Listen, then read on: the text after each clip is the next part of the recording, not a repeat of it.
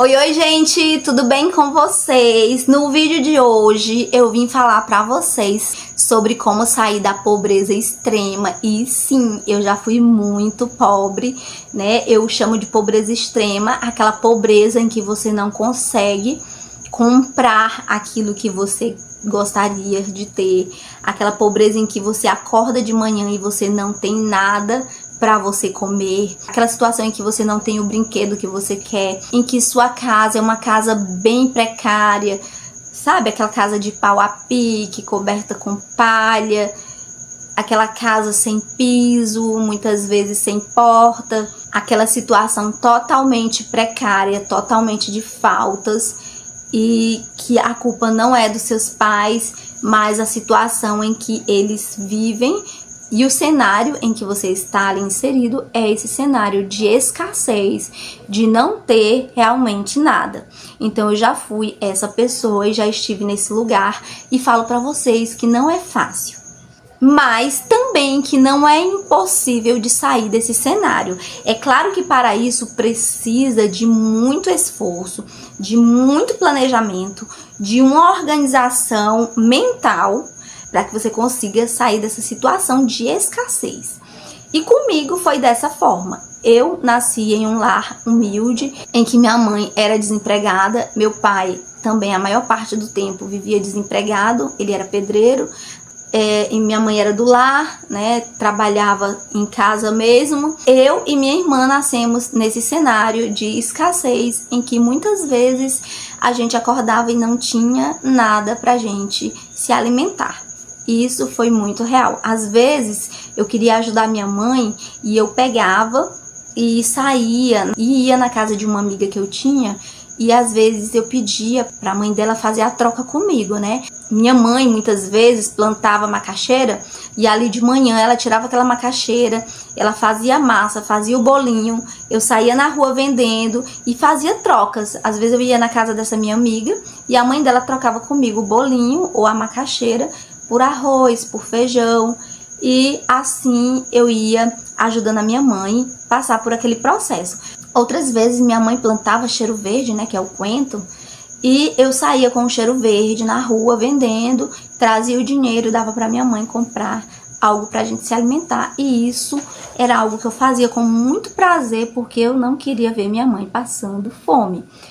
Gente, chegou um ponto que meu pai foi embora e nos abandonou e a gente ficou só com a minha mãe, que eu tinha que trazer da escola a merenda escolar. Então eu estudava em escola pública, eu levava uma marmita, um depósito, né, como a gente chama aqui no Nordeste. Lá as cozinheiras já me conheciam, elas enchiam, eu fechava, colocava dentro da sacolinha, levava para a sala de aula e trazia para casa para minha mãe se alimentar. No início, quando elas não sabiam que eu fazia isso, eu pegava a minha merenda, colocava dentro do recipiente, né, e trazia para minha mãe. Quando elas perceberam que eu estava fazendo isso, elas começaram a colocar dentro da marmita, né, do recipiente ali, o alimento que desse para me trazer para casa, e eu comia, né, também o meu ali na escola. E isso foi por muito tempo. Então eu sempre fui uma criança muito esforçada, que gostei muito de me virar para mim não ficar naquela situação. Em outros tempos eu saía na rua e começava a coletar, né, da rua de lixo, sabe? Aqueles saquinhos em que as pessoas colocavam açúcar. Na minha infância, naquela época, o açúcar ele era pesado no quilo dentro dos saquinhos. Tanto o açúcar como o feijão e a farinha era dessa forma. Hoje em dia ele já vem sacado, né? Mas naquela época não. Então aqueles saquinhos eles eram importantes para os comerciantes. E aí eu ia, coletava todo aquele saquinho, chegava em casa, lavava, colocava tudo no sol, colocava para secar no sol e depois saía, né, até um comerciante que morava próximo à minha casa, e ele comprava aqueles saquinhos, eu trazia o dinheiro e eu dava para minha mãe, ou eu comprava alguma coisa para eu comer, um biscoito, e assim a gente ia vivendo. Era uma situação muito difícil. Por outro lado, meu avô era uma pessoa bem próspera na cidade, era um homem rico, tinha comércio, tinha granjas, tinha gado, tinha firmas, empresa, mas ele não nos ajudava. Um certo tempo, minha mãe passou a trabalhar na granja do meu avô, ganhando bem pouquinho. Ela ganhava por produção e era muito pouco. E eu lembro que pra gente se alimentar, a gente trazia... Dentro do frango tem tipo uma bolinha assim que chama de passarinho, eu não sei o que que é. Parece um fígado, mas não é o fígado, é uma parte que não usam como alimento, geralmente jogam fora. E a gente catava tudo aquilo dali, colocava no saquinho, trazia pra casa, minha mãe temperava, fritava, passava na farinha e dava pra gente se alimentar. Então, gente, um cenário totalmente de escassez. Mas eu projetei na minha mente que eu iria estudar. Pois eu achava que estudando eu iria sair daquela situação de escassez, de dificuldade. E assim eu fiz. Comecei a estudar bastante, né? Eu era uma criança que tinha dificuldades na escola, uma criança que passava por problemas psicológicos, tinha depressão profunda, né? Devido a muitos problemas familiares.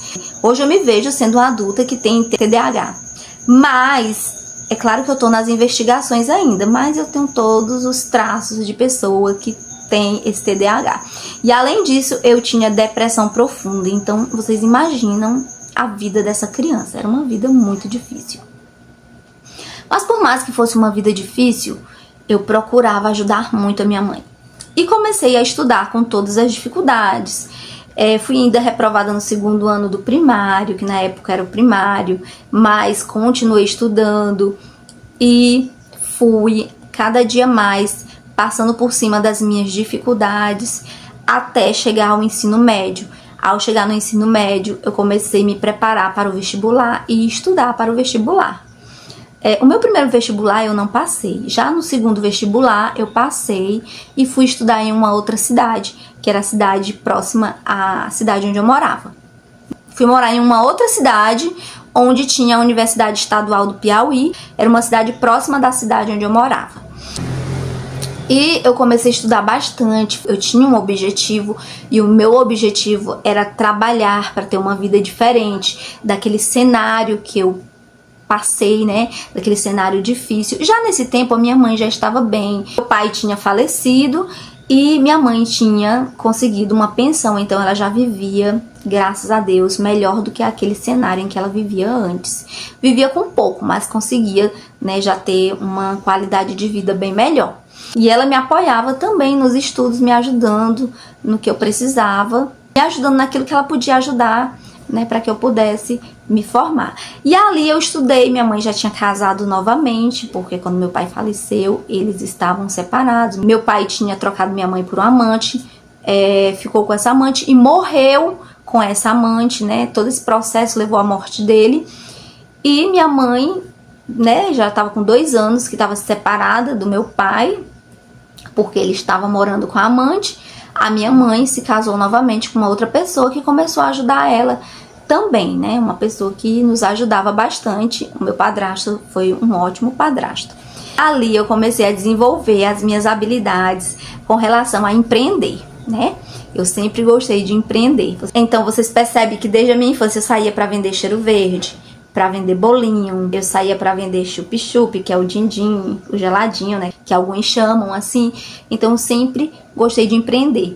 E quando eu estava já na adolescência, que estava na universidade, passei em um outro curso para federal, fazia enfermagem e vendia Blossom, vendia Hermes, Brasil Postal. Vendia esses produtos e adquiria algum dinheiro para comprar apostilas, para comprar caderno, né, para comprar material para a universidade, porque eu fazia duas, né, eu estava em 2 universidades, na federal e na estadual. E a partir dali eu comecei a desenvolver essas habilidades, né, com vendas. Depois disso eu comecei a fazer meus currículos e fui chamada para trabalhar numa escola. E eu lembro que na época eu ganhava R$100 por mês, mas mesmo assim eu quis aquele emprego, pois para mim ali era uma oportunidade que eu tinha, né, de ter experiência, porque geralmente as empresas querem chamar quem tem experiência e eu não tinha experiência, então eu estava na empresa mais pela experiência. E ao passar do tempo eu comecei a estudar para concursos públicos, comprando apostilas, e passei em alguns concursos públicos e pude escolher o emprego que eu queria trabalhar, ganhando bem, né? Já estava em um nível muito bom, né? E pude escolher esse emprego que eu trabalho hoje, mas eu continuo também empreendendo. É tanto que agora eu vou inaugurar a minha loja física. Já trabalho com a loja online há algum tempo. Também sou escritora, vendo os meus livros e estou aqui desenvolvendo as minhas habilidades também na internet. Faço curso aqui na internet também. E é isso aí, gente. Então, pra gente sair de um cenário de escassez, de pobreza, muitas vezes até de miséria, é preciso a gente projetar e a gente fazer a nossa parte, os nossos esforços. Pois a gente consegue sim sair de uma situação de escassez e ter um cenário muito bom e viver uma vida muito melhor do que aquela que você vivia, né? Porque uma vida de escassez é uma vida que ninguém merece. Uma vida de faltas é uma vida que ninguém merece. Uma vida de traumas, de depressão, de dificuldade é uma vida que nenhuma criança merece. Infelizmente, a minha infância foi uma infância muito dura, muito difícil, mas hoje eu estou aqui para ajudar você que precisa passar por esse vale, que muitas vezes está reclamando aí, mas nem passou por tanta coisa como eu passei.